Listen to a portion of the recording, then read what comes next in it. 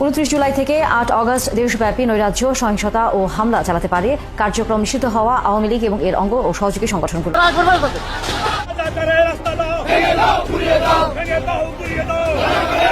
দেশে গণ অভ্যুত্থানের মাধ্যমে শেখ হাসিনার শাসন শেষ হওয়ার পর আওয়ামী লীগ আবারও মাঠে সক্রিয় হতে শুরু করেছে। তুমি মনে রাখো, এই রক্তের সাথে বেঈমানির ফল ভালো হবে না।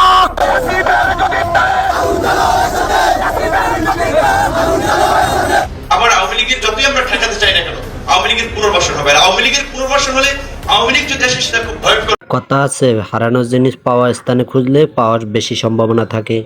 এবার আগস্ট মাসে আওয়ামী লীগ তাদেরকে মরণ কামড় দিতে চলেছে। ইতিমধ্যে ছাত্রলীগের বাইক নিয়ে গাজীপুরে শোডাউন দেখা যাচ্ছে।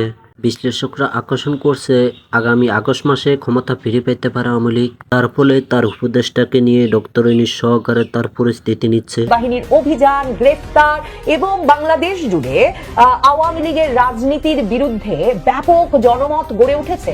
এই প্রচারণার পরেও তার মানে আওয়ামী লীগ একটা এত বড় সংখ্যক সমর্থকদেরকে ধরে রাখতে পেরেছে, যারা সত্যি আগস্টে এখনো আবেগাপ্লুত হচ্ছেন, যাদেরকে মুজিববাদী হিসেবে অভিহিত করছে আমার দেশ। এবং তার মানে দলের এই বিপদগ্রস্ত অবস্থাতেও তারা দলের জন্য যে কোনো কিছু করতে প্রস্তুত। আসিফ মাহমুদের পদত্যাগ চাই। আসিফ মাহমুদ, তুমি সেই রক্তের সাথে বেঈমানি করে শান্তম রাজনগরকে অশান্ত করে তুলেছো।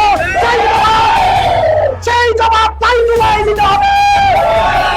সুতরাং তোমাদেরকে আলটিমেটাম দিতে নয়, পাই টু পাই করে তোমার হিসাব দিতে হবে। কারণ বাংলাদেশের জনগণই হচ্ছে আমার সাহসের ঠিকানা।